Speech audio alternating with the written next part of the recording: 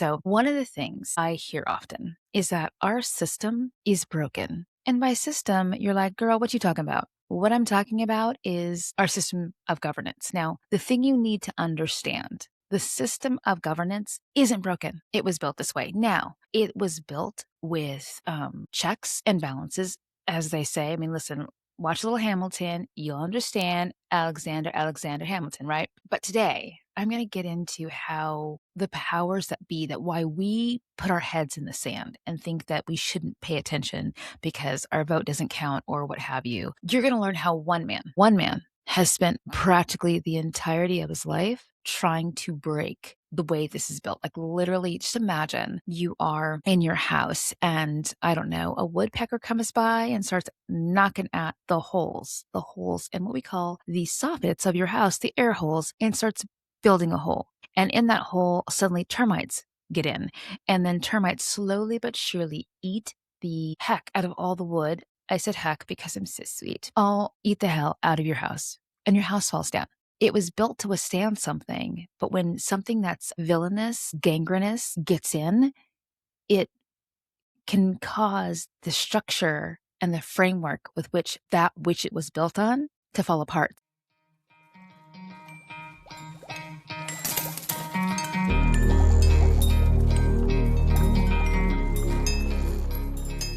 You know what? I'm so tired of trying to figure out why people give a fuck about things that matter so little. But maybe the bigger question is why I give as many fucks the way I do. I'm an outside the box kind of girl. Depth is so much more interesting than treading the surface. And I'm here to pull you along, kicking and screaming if I have to. Welcome to Alchemized Fucks Given, where we decide the economy of our fucks, stop wasting energy on what doesn't deserve it, and do the real work instead.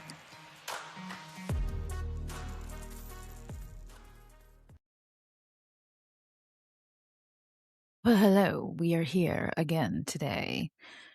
Alrighty, guys, listen. So I decided, and I never talk about this, that I was going to start this new podcast, Alchemized Fucks Given, to kind of talk about things that were trending. And every week I pick a topic. Is broken. And by system, you're like, girl, what you talking about? What I'm talking about is our system of governance. Now, the thing you need to understand, the system of governance isn't broken. It was built this way. Now, it was built with checks and balances, as they say. I mean, listen, watch a little Hamilton, you'll understand Alexander Hamilton, right? But today, I'm going to get into how the powers that be, that why we put our heads in the sand and think that we shouldn't pay attention because our vote doesn't count or what have you. You're going to learn how one man has spent practically the entirety of his life trying to break the way this is built. Like literally, just imagine you are in your house and I don't know, a woodpecker comes by and starts knocking at the holes in what we call the soffits of your house, the air holes, and starts building a hole. And in that hole, suddenly termites get in. And then termites slowly but surely eat the heck out of all the wood. I said heck because I'm so sweet. I'll eat the hell out of your house and your house falls down. It was built to withstand something, but when something that's villainous, gangrenous gets in, it can cause the structure and the framework with which that which it was built on to fall apart. So here's the thing. This individual has swore under oath to make sure he protected our system. So the fact that the Voting Rights Act has basically been gutted or disassembled. See, this is so it still exists in, I don't know. You guys ever seen The Mummy? The movie The Mummy? You know, like you like love The Mummy. And I'm very excited that they're doing a Mummy 3. But in the very, very beginning, there's the weird guy. It's not Benny, it's some other dude. I can never remember his name. Does he have a name? I don't know, because now I'm just rattling about this thing. But those little scarabs get in and they like eat him up. and he's like, "Ooey gooey," or they put their hand in that thing and it like sucks it dry, right? It sucks it dry. So that's kind of what has happened to the Voting Rights Act. But the thing that people need to understand is we got a couple choices here. We can be angry, for sure, be angry, and we can remain um, apathetic, or we can be diligent and start to seek clarity, because it's where the clarity is where your power starts. So if we're talking about what the fuck is going on, let me tell you a little bit about myself. We all know, or some of you might know, that I'm older than I probably look.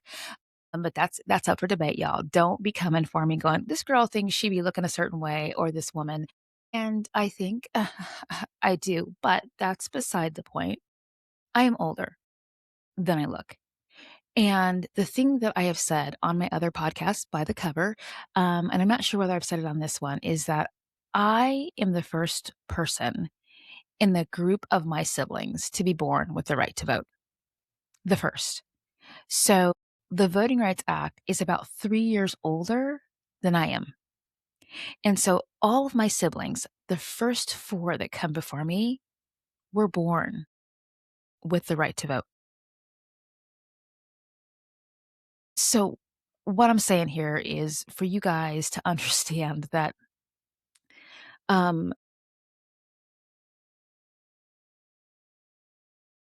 it is a crazy thought process that in my lifetime, where I woke up one day and I had the right to vote wherever I lived, we're now sitting in a place where that is no longer a guarantee. It's not a guarantee that I'm going to have the ability and right to move from state to state and just automatically have the right to vote if I move into a certain district. If I've been, my vote has been, in all essence, neutered. It has been spayed. I don't know. I'm thinking I'm talking like that probably because I'm a cat lady. But it's been diminished. The power with which I thought I had the right has gone away. So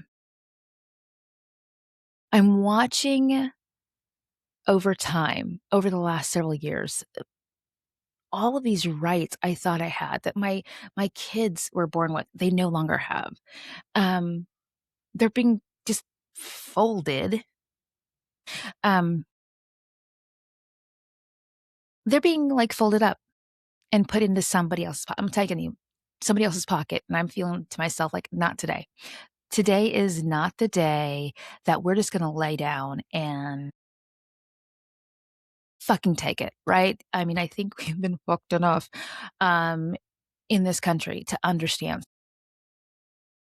Oftentimes, it's like we try to understand why somebody, honestly, men, and I don't want this to become a men hating podcast. I got told one time that I didn't like men. I love men most of the time because I love my dad. I love my brothers.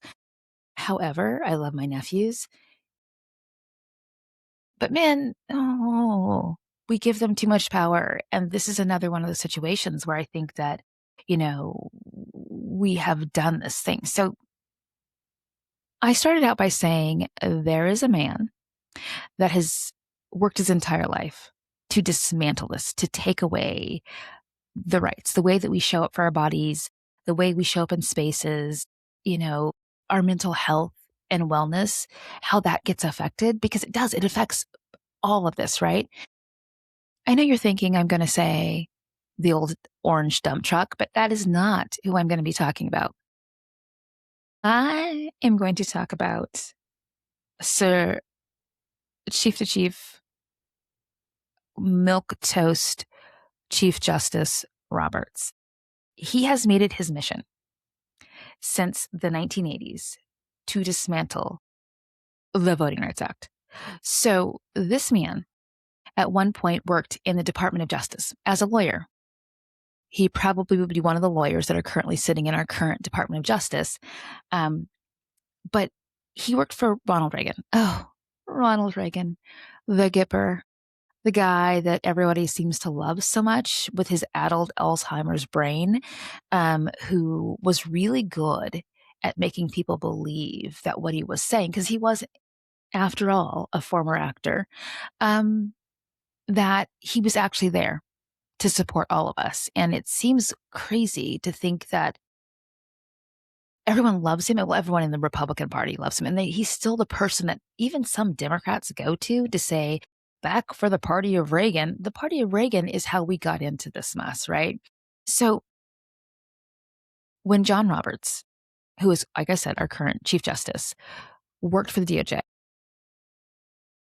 his task was to figure out how to get rid of the VRA, Voting Rights Act, right? So he wrote, which you can, if you were able to go to the National Archives, you would see this. He wrote 25 different memos on how you could basically dismantle the entire Voting Rights Act. Okay, so you can hear my cat. He just meowed. That's Esper's. That's SP. You can probably see his tail in the picture. There he goes. He's like trying to figure out what to do. So the thing that Roberts decided to do, a man who has never once had to labor under racism, not once in his life, has made it his personal project to weaken the law protecting people who've had to live this way. I mean, honestly, I want you to make it make sense, right? Make this make sense. Why is somebody who this is not harming him in any way, shape, or form, has decided that it is his mission in life, his villain origin story, because he is a villain, to dismantle this thing that is not affecting him. I mean, from the very start of his life, he was born. The man is older than I am. He was born with the right. He was born, which is crazy, literally crazy. So he has spent so much energy fighting the Voting Rights Act than most people will spend on anything in the entirety of their lives. He has spent, let's see, 2/3 of my life fighting to dismantle this. 2/3 of my life. Listen, the only explanation I can find is that he wasn't born a gorgeous Black woman who has had to fight for everything, but continues to show up every single day. I don't know. It's like, I think about times when, somebody has told me that he gets the right to decide what my experience is. There's somebody in the top of my head I can think of right now. I've had my joy of sitting next to white privilege in my lifetime, a wink. Um, and it is crazy what you see when you're being gifted the luck of the draw or the luck of the ring, shall we say, that, I don't know,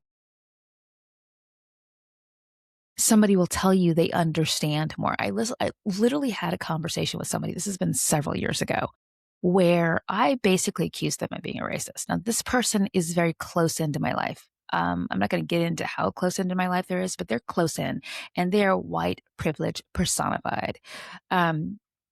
Literally had a whole conversation about Colin Kaepernick when Colin Kaepernick was still in the NFL and he had taken a knee.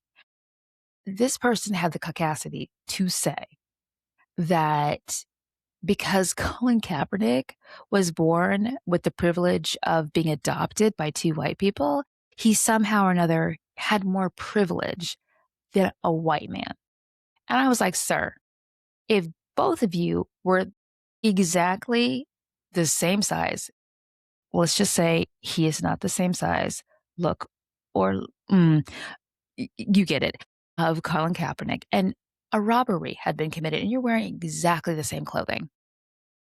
If y'all are walking down the street, you're the same height, same build, and they're going to look for somebody and the person couldn't remember anything besides what the individual was wearing, Colin Kaepernick is going to get arrested before this individual was.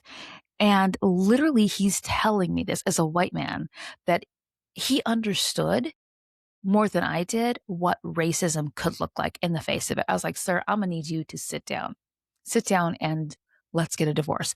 Guys, John Roberts, he worked diligently to get this thing basically dismantled. He's like writing memos. He's like literally like I don't know who writes the owls in the Harry Potter, dear Mr. Potter, you have been cordially invited to, I know J.K. Rowling, it's a whole thing, but let's just put that aside. That is what I think John Roberts was doing. Just imagine that, I don't know, the courts are Harry Potter on Privet Drive, and John Roberts' memos are flying through the little mailbox hole in the door. That is what this had looked like back all the way back then, in the way back in the way back. His whole life, he's worked towards this. And all of a sudden, there's an opening on the court. And George W. Bush, oh, Georgie, has himself a judge he wants to put on the Supreme Court. Yep.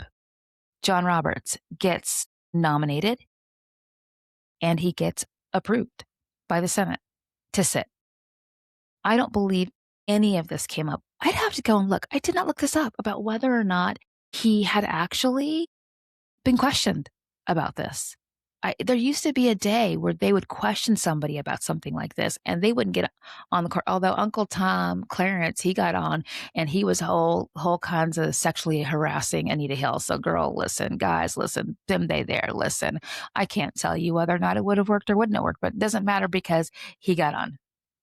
And one of the things he did tell the Senate when he was under oath, because that's what they're supposed to do. And listen, it's become a parade of clowns when they come into their confirmation hearings. They be out here like, oh, I'm going to, tell the truth and da da da da da. But then they've got this thing called stare decisis. And basically it means they're talking about the precedent. It'll hold the truth of what's come before. Ooh. Anything that has come up, they have said, I won't remove it. If the Supreme Court has said this thing, it's precedent, and we're going to hold to that. So that's the legal precedent that we're talking about. And that he said that he would treat established law with deference. He would say, if something were to come up in front of me that has already been decided by a previous Supreme Court, we're going to hold to the letter of the law, and that sets precedent. And I need to say, every single one of the 6 current conservative justices on the Supreme Court each said that. They each said that in some version under oath. And so they've gotten on the court and they've done the exact opposite. Every single one of them, every single time. I think sometimes we get kind of shocked when we do hear like Coney Barrett, Gorsuch, or Roberts will like side with Sotomayor, Jackson, and Kagan. It's weird. I think they're trying to lull us in, like they got fish on and they hook the hook and they're like, got you and you're going to get here with me and I'm going to believe in you. And it's like, I think they do that. I feel like they do it on purpose. I don't know. I'm not a conspiracy theorist, but it feels as though that's what they're doing. It's like, you ever had the situation where somebody tells you, okay, so you're at the store or you buy this outfit because, you're like, I don't want to, I don't want to try this on, right? You don't want to try this on. And so you've got that one friend, or I don't know, if you're a woman, this guy in your life who you're thinking that if you're a cisgender woman, you're like, oh, he's going to tell me the truth about this outfit. And, you've got this outfit, right? You put it on and there is nothing about this outfit that is flattering, cute, anybody should wear outside. I think what somebody said to me last night was, while we talked about the 80s having great music and making the best choice films, and yes, some were problematic, we just don't do it like that anymore. We don't make music like that anymore. We don't make movies like that anymore. But of course, the clothing and the hair, problematic. So anybody that is telling you that this is what you want to hear the whole time, being like, "Ooh, girl, you should not be wearing that. And honey, I love you, but I can't be seen outside with you like that." This is basically what all these justices have been doing.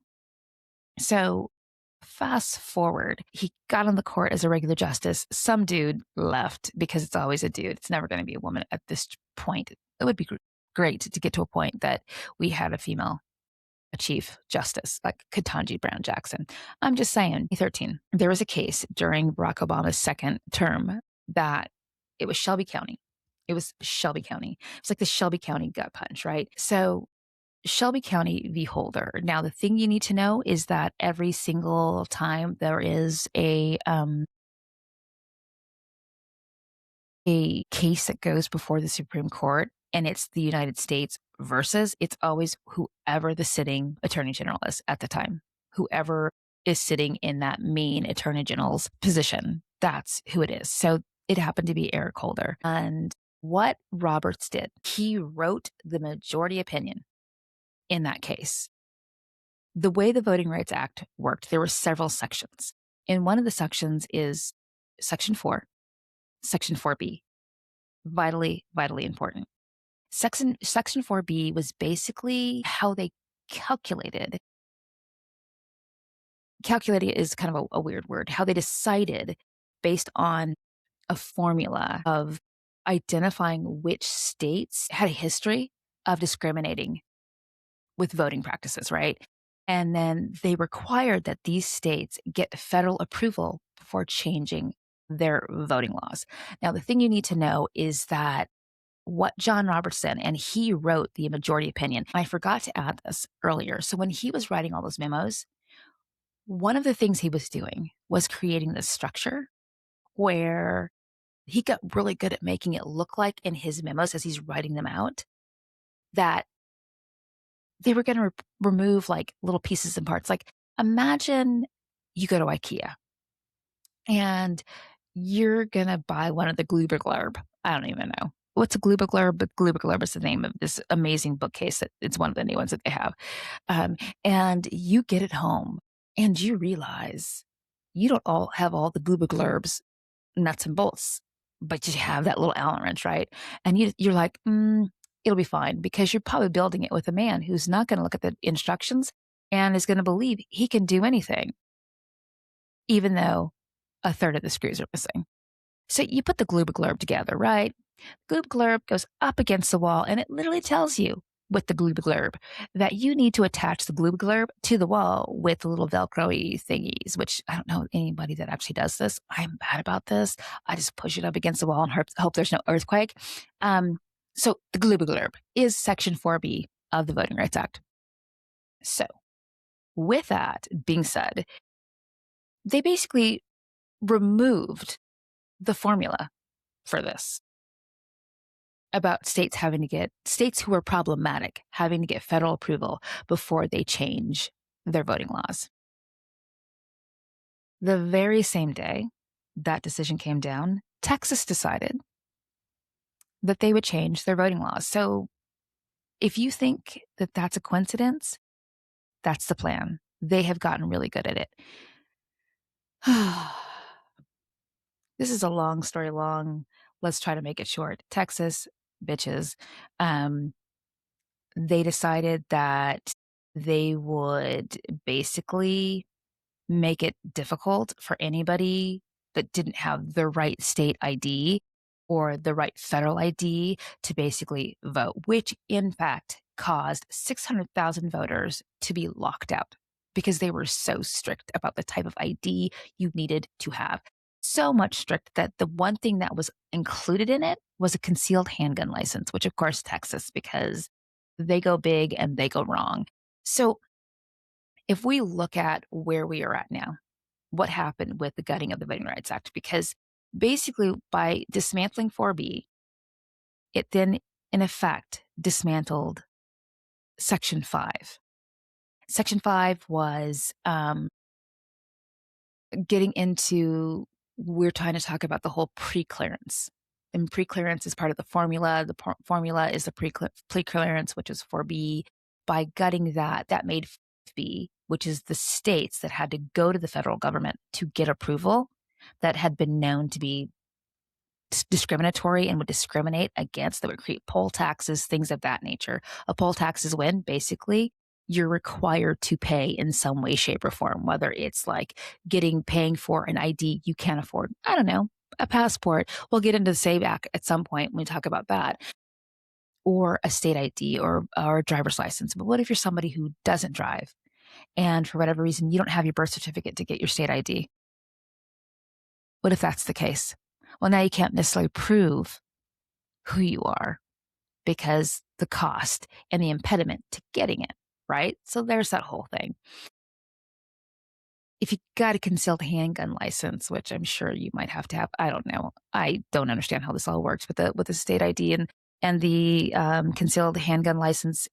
Anyway, what the courts found, because then people challenged that. So Texas immediately, Shelby v. Holder, 2013, Texas immediately, the same day that this decision came down, like they were waiting, they decided they would put these weird restrictions in place for these voter ID laws.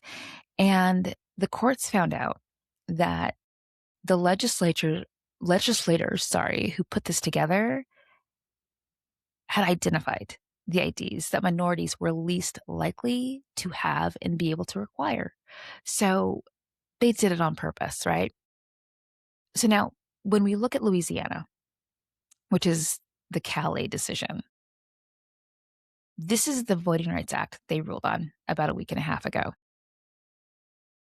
So you had 6 conservative justices gut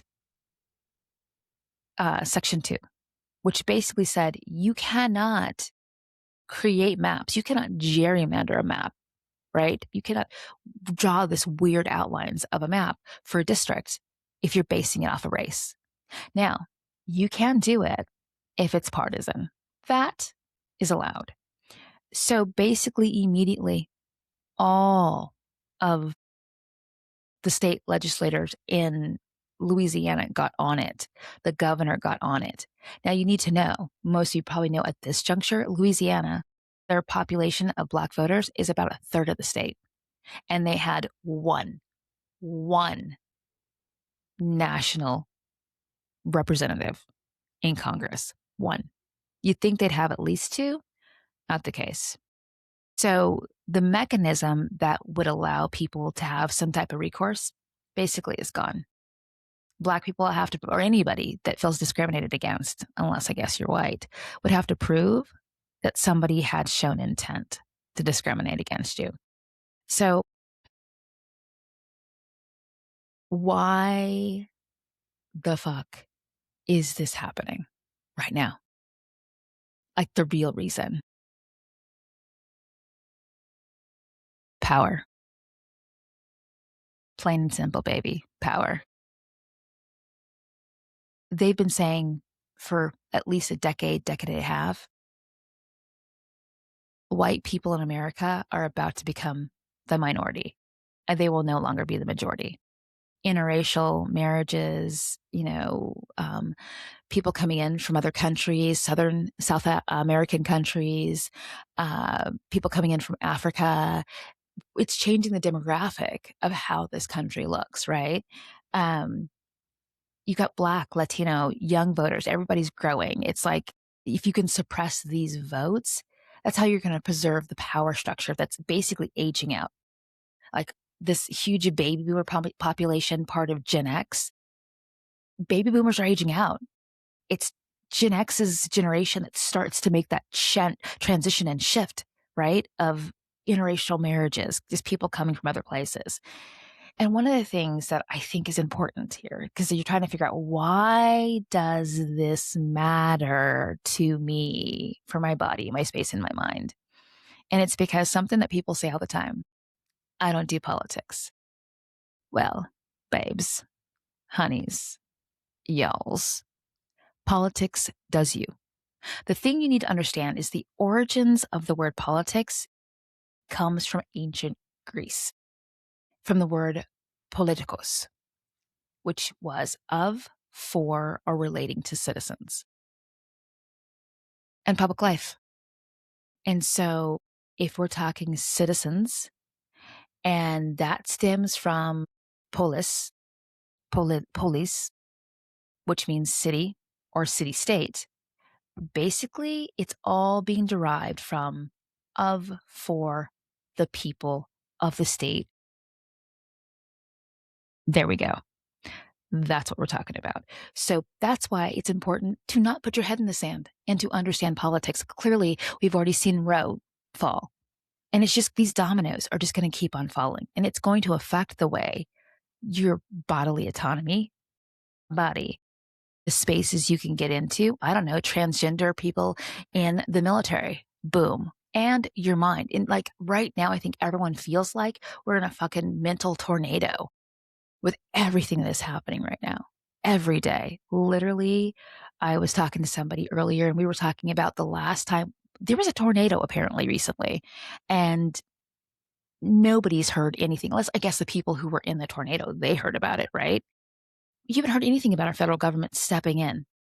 The last time there was anything big that dealt with the federal government in this current administration was the Hill Country flood in Texas. And we haven't heard anything since. Literally nothing since. So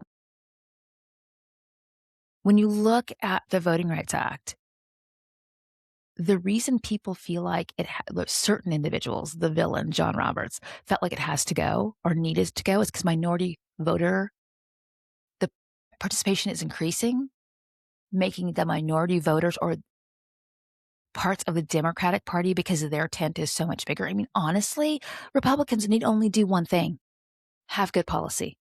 Have good policy, put it to the people, they'll vote for you. But instead, they're like, let's take away as much power as we can and not change anything at all, except for how we allow people to vote for the people they want to represent them. And so there's just this weird control illusion, I think, that we thought we had. We thought the law protected us. We thought that when they said precedent meant something, it actually meant something. We thought if they said it under oath, that they would hold to that. And that we're finding out none of that's guaranteed. And that gap between what we believed and what was true was this illusion of control, that we could take our eye off the ball and they would do what they said they were going to do. And we need to understand that this is not a time to be pessimistic.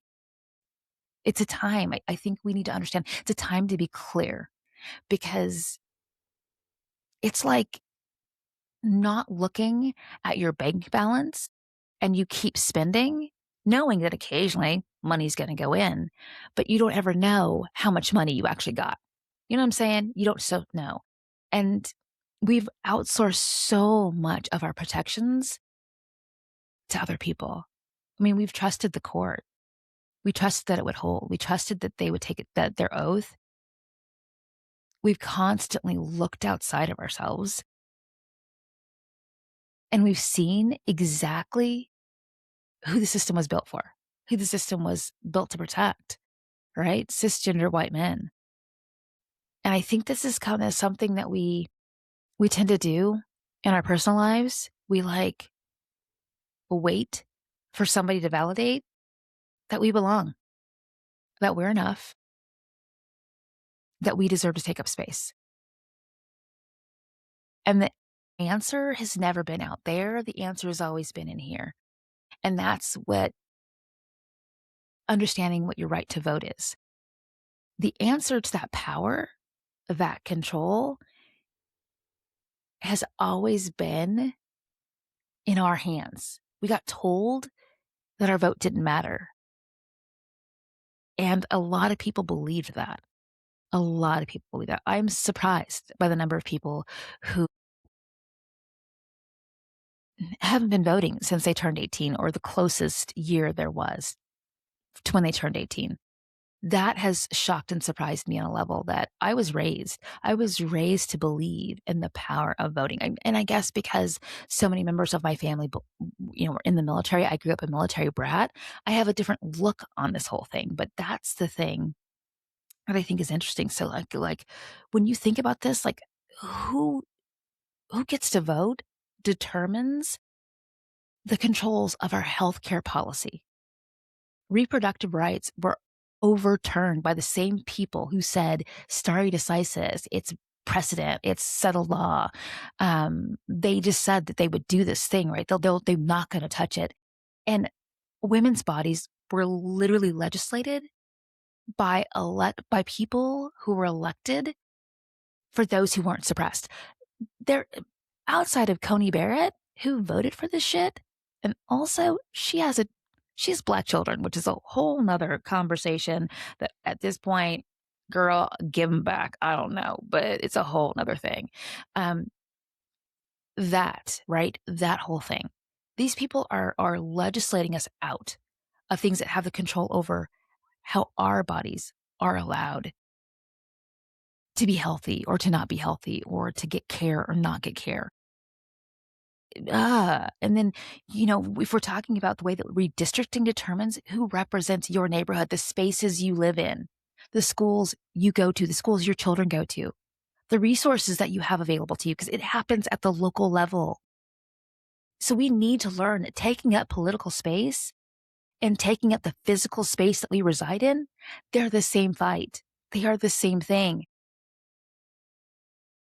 And like I said, something different has been happening since this man stepped back into that White House that he's trying to tear down along with our democracy.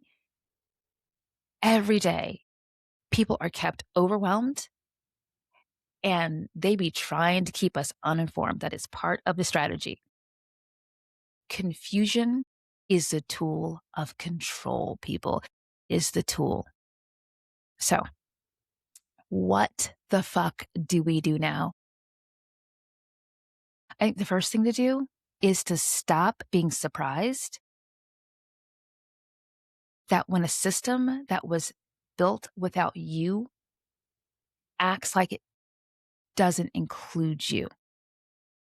Stop being surprised. It wasn't built to support you. And so the thing we need to do is change the way the system works. And the way that you do that is you got to get out and you got to vote. Like, know what your rights are. Know your state's current ID requirements. If you live in probably a southern state, know that now before you need them. All right? Know what your rights are if you get turned away. Do you have the right to submit a provisional ballot or affidavit that might exist in many states? Help one another. Help other women, especially elderly women and women of color who are the most impacted. Help them navigate the barriers, right? Inform yourself. Support places like the NAACP Legal Fund, the ACLU, the Brennan Center. And then every opportunity you get, every chance, educate yourself. Go to actual good sources. Don't go somewhere where somebody's lying to you, making you feel all nice and pretty. We know where that leads. Get educated and talk to the people in your lives, not just in social media, in the comments. Get out there in the everyday and talk to people. All right? Mm. The thing that I want you guys to remember, these people have been playing this game for so long that it's time that you start playing yours. Okay? Listen, seen, loved, heard. Get yourself out there. Human to human connection. We got this.